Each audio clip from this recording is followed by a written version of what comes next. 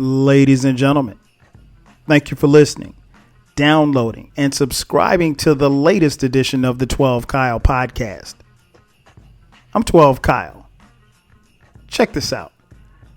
What I want to talk about today, I want to talk about the NBA. I was having a conversation with my man Keon today on Twitter, and big shout out to Keon. And we were having a discussion, and we were talking about the NBA. And from that discussion, I was explaining to him, and it just really kind of pushed me toward this conversation. I know this, and I've known this for a while, but today's NBA, it ain't your daddy's NBA. And I know times change, people change, we all change, right?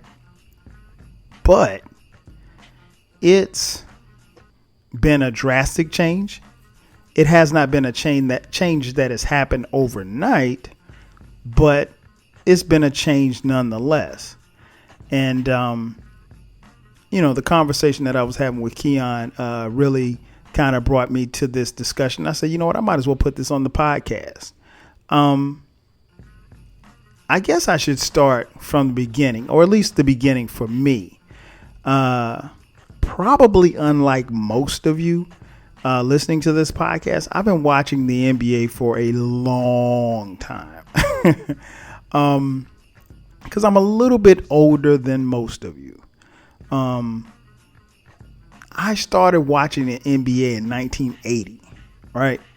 That was, I want to say that was Magic Johnson's rookie year. And the NBA, has evolved into this, global game, and, it's, tremendously marketed. The players make hundreds of millions of dollars, and it's a great thing, and it's a great vehicle. And I've seen it grow and blossom into something, very beautiful. But it really wasn't that pretty in 1980. I remember watching games on tape delay. And it's funny because I was explaining this to my sons. I said, well, yeah, some of the games were on tape delay. And, of course, them being teenagers, they said, well, hey, Dad, what does tape delay mean? I said, it means that the game was played at 3 o'clock and it probably finished about 5 o'clock.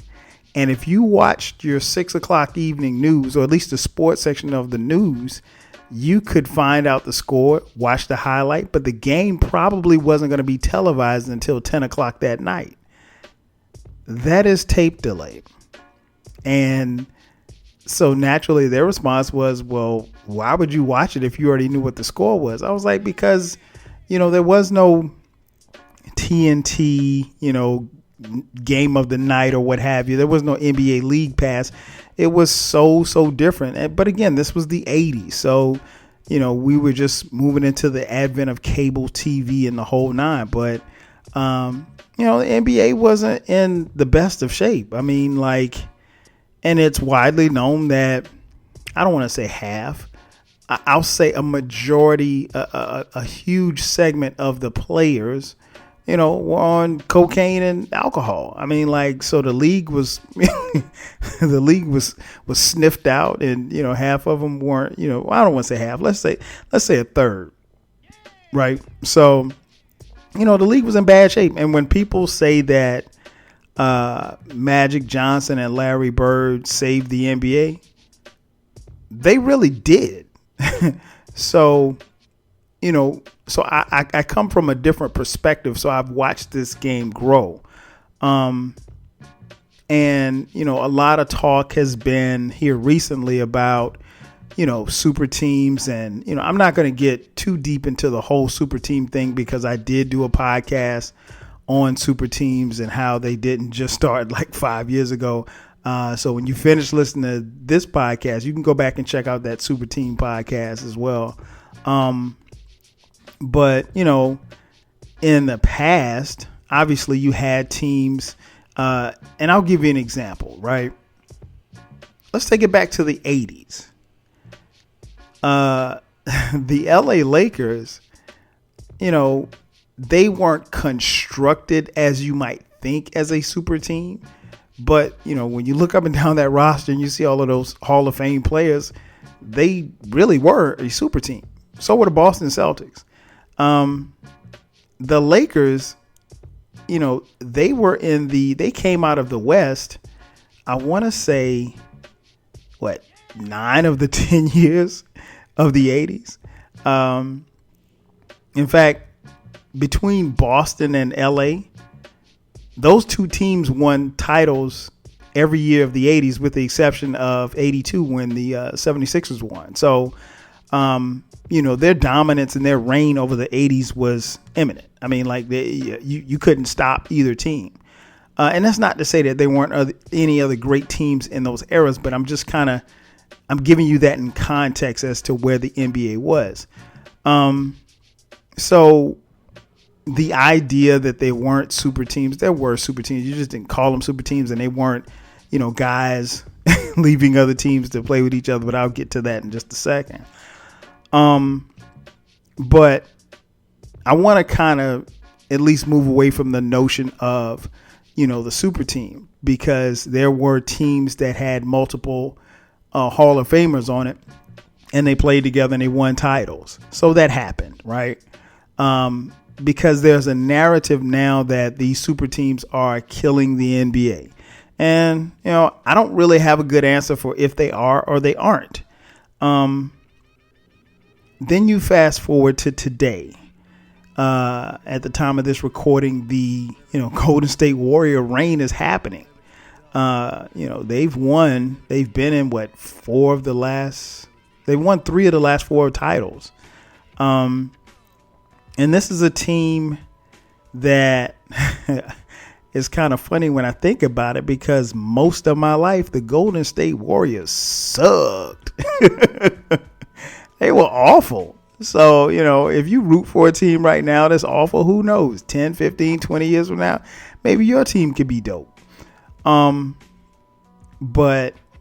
I said that in saying this, the last time the Warriors weren't relevant was the same year that Donald Sterling lost his team. It's been that long, right? So, the Warriors are reigning right now, and they will reign for a while, I guess. At least it appears that they will. Of course, the games still have to be played. But I think when you think of super teams, again, people tend to think, okay, well, these teams, or the level of competition is just being destroyed, and, it's not what it used to be. This is true, because this ain't your daddy's NBA. It's just not. It's a lot of differences between what was back in the day and what is right now. And while I hate to sound like the old guy in the room, even though I am the old guy in the room, it's almost like night and day, to be honest.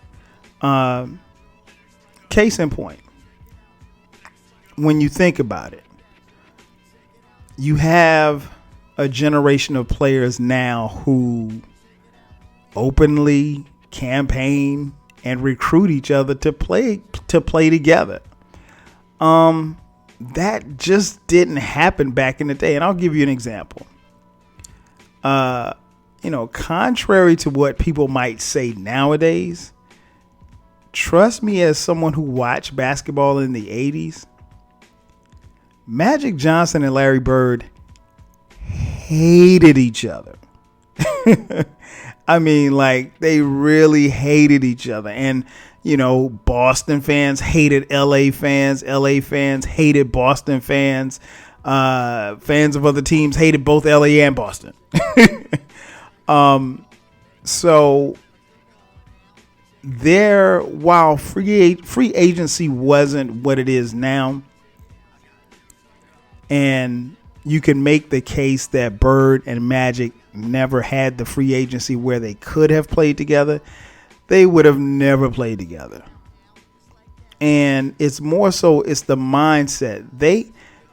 You didn't want to get, and I remember Magic saying this in an interview, when he was approached, and this was later in his career, when he was approached by Converse. Magic and Bird both wore Converses, and Converse had this idea to shoot a commercial, and the commercial was going to be filmed on Larry Bird's property.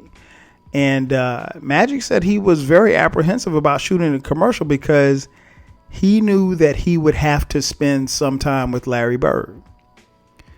And in spending time with Larry Bird, he felt like Bird could possibly get into his head or maybe expose or see something that he didn't want Bird to see.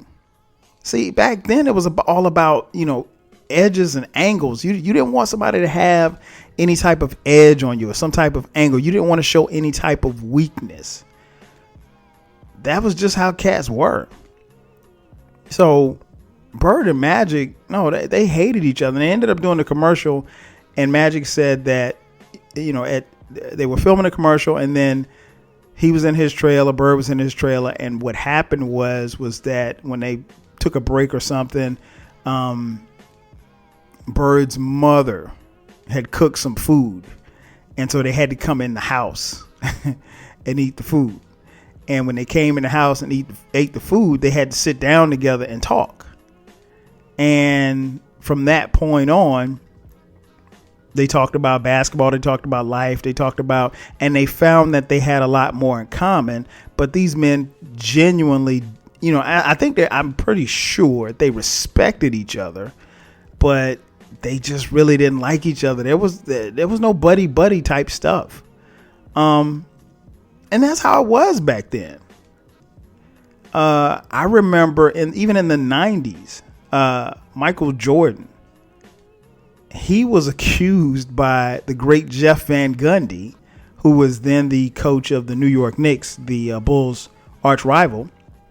Jeff Van Gundy called Michael Jordan a con man.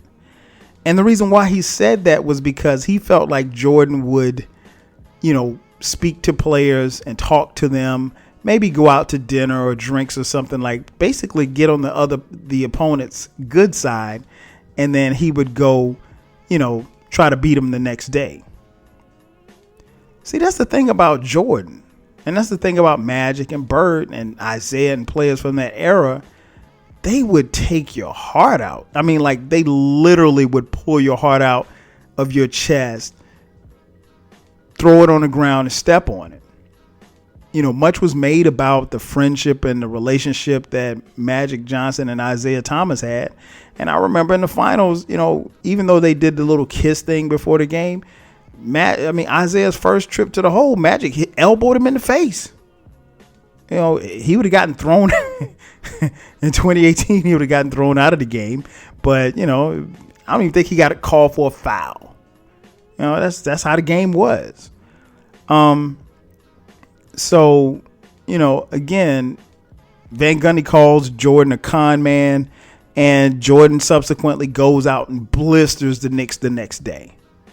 Because all he needed was just, he didn't need any motivation, but Van Gundy gave him that much more motivation just to destroy and kill the Knicks. And to this day, Knicks fans still hate Jordan because Jordan would just do it to their team every time. And so the idea of being cool, Jordan was cool with guys, but even Jordan's friends will tell you that he's an asshole. And he would do anything and everything to rub it in your face after he beat you. And now Jordan and Charles Barkley aren't close to this day, but when they were close, they were very close. But Jordan constantly reminds Barkley that he beat his ass and he won a ring. The year that Jordan beat Barkley in the finals, Barkley won the league MVP. Jordan won his third title. So even when guys were friends, if you will, the level of competition didn't fall off. So you fast forward to today's players. And, one of the things that I was telling Keon was on Twitter was that, I don't understand the mindset. I think we get a chance. When I say we, I mean us basketball fans. We get a chance to see some great players on a night-to-night basis. I mean, if you don't even have to have league pass. You can find a game with 2 or 3 very good players to watch each night, just on regular cable, if you will. So when you have that type of stuff going on, I think it's a situation where the NBA has set it up to where you get to see that, and that's not something that we saw in years past, right? So having said that, the mindset of the players, it's changed. It's really changed. And again, I don't understand it, and maybe it's not meant for me to understand. It's just a different NBA. Again, it's not your daddy's NBA. It's not like how it used to be. These players like each other now. They go on trips together. They hang out together. And we're finding out more and more that these players openly campaign and recruit each other to come play with each other. Case in point, a few years ago, Draymond Green openly recruiting Kevin Durant to come play with the Warriors. The thought of that still is mind-boggling to me. And while, I don't begrudge Kevin Durant that much because it was his decision, he has to live with that. But Kevin Durant was on a team that had the Golden State Warriors down 3-1. He had them down 3-1. And the Warriors come back and they beat him. And then you're going to join them? Okay. I mean, just in a level of, and I'm not questioning Kevin Durant's heart, but I mean, in the 80s, people would look at you funny because they would think, well, damn, did we blow this lead while you were contemplating thinking about playing with these guys? So there's that. And I just think you have to understand the mindset. And maybe it's just me. Maybe I don't understand the mindset. Maybe I'm too old to understand the mindset. It's just weird to me.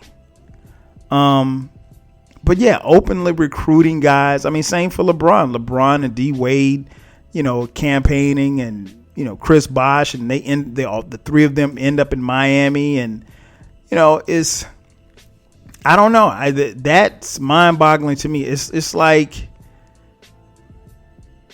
I know football is a different sport, but that's like me playing linebacker and you're a running back and I blast you as you go out of bounds and I knock you out of bounds and you're on the ground. I'm not helping you up. I put you on the ground for a reason. We can be sportsmen after the game, dap up and go our separate ways. But even in the NFL, you see guys shaking hands and smiling and taking pictures and signing each other's jersey minutes after the game ends. Different mindset, man. That would have never went down in the 80s and 90s. And it's not to dump on this generation, but I think there's something to be said about it, and I'm just surprised that people are so cool with being cool. Everybody wants to be cool. And it looks, from the outside looking in, it looks like the spirit of competitiveness has waned to some degree, but again, sometimes if you give a guy $10 million before he ever proves himself, does he have the motivation to be the best? Does he want to be an all-star? Does he want to bring a championship to the team that he plays for? Or does he just want to get paid? Does he want to be a legend at the bank? We all want to be legends at the bank. You know, there's a lot of guys that are legends at the bank, but they'll never be legends on the court or the field. So I don't know. That the idea of, you know, just like I said, openly campaign. I mean, when I say openly campaigning, I mean, we getting, you know, rumors and innuendos about guys openly saying, hey, let's come play together. Or, hey, I wouldn't mind playing with these guys. You know, to me, I would think it's almost like, how can I put this? When I was younger, back in the day, as a kid, we used to play this game called King of the Hill, right? And I know it sounds crazy, but, you know, you stand on top of the hill and somebody's got to knock you off the hill. Well, if Golden State is the king of the hill, shouldn't everybody be trying to knock them off the hill? I mean, I don't know. I thought that was the name of the game, but I don't know. It seems to me like it's about, okay, well, hey, if this guy goes here, I might go here. If LeBron goes here, I'm going to go here. And, you know, Golden State, they've been seemingly one step ahead of everybody. You know, Golden State, to their credit, you know, 3 of their superstars they drafted. They drafted Curry. They drafted Draymond Green. They drafted Klay Thompson. You know, and then they brought Kevin Durant in. And now they're bringing in another all-star, Boogie Cousins. So they literally have 5 all-stars on a team. Even though Boogie's coming off an injury, at some point they will line up 5 all-stars. So, you know, that's crazy in and of itself. But again, and Golden State, I'm not mad at Golden State for signing Boogie Cousins.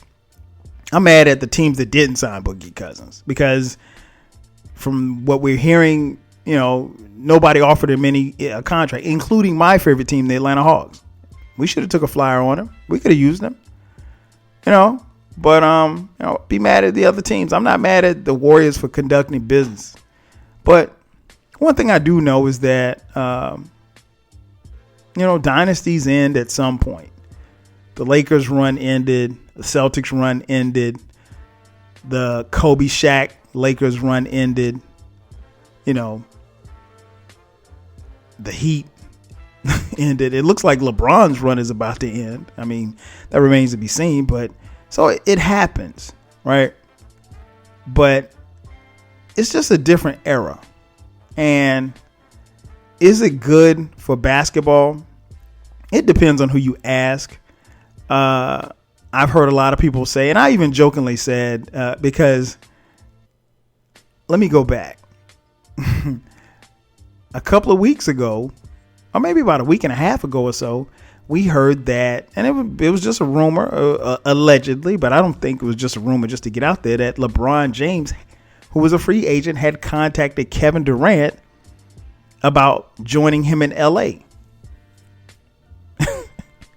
Now, I mean, if that's true, you know, LeBron's probably a lot crazier than I thought he was, because Kevin Durant has no reason to leave where he is now to go. I mean, he just beat LeBron the last 2 years. Just smoked him just about a month or so ago. Why would I go play with you when I can stay over here and continue to beat you? Duh. That doesn't make any sense, right? So, but that's the idea of it, though. Hey, you just beat me. You just swept my team. But hey, we're cool. Let's go over here and join forces and play together. Come on, man. Again, it's a different NBA. It's not your daddy's NBA. It would have never happened in your daddy's NBA. Because in your daddy's NBA, LeBron would have been like, yo, screw you, KD. I'm coming for you next year. I'm going to bust your ass. That's what he would have said. But, you know, and in your daddy's NBA, if LeBron would have made that phone call, Kevin Durant would have never taken the phone call. What you calling me for? I just bust your ass. I ain't playing with you.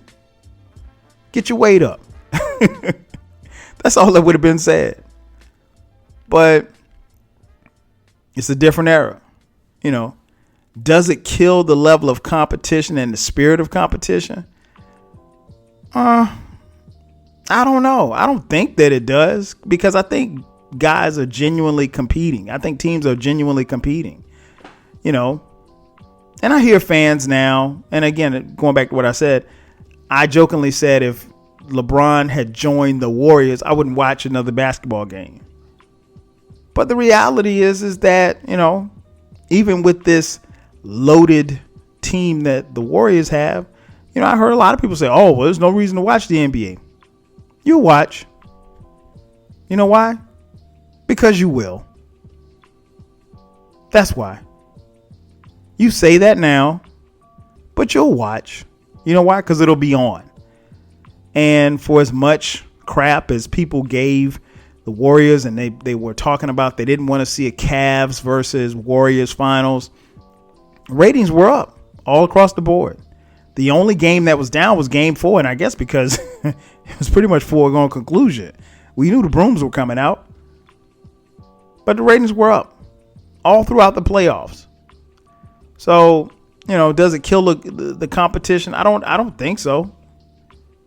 But I've reserved the fact and just kind of come to the idea that it's just a different era.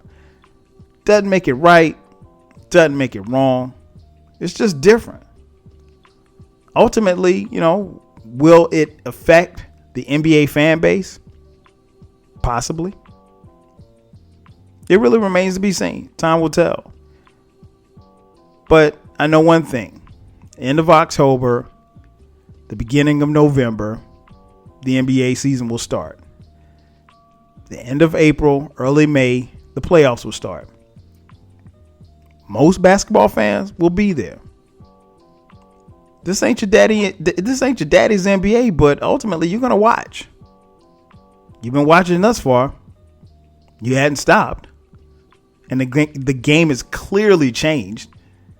And yet we're still here. We're still here as fans. So what does that say? Does that say more about the game, or does it say more about us? Like I said, it's just not your daddy's NBA. And ultimately, like it or not, we got to get used to it. That's going to do it for me. Thanks again for checking out the latest edition of the 12 Kyle podcast. I'm your boy 12 Kyle. We'll catch you guys next time. 5,000.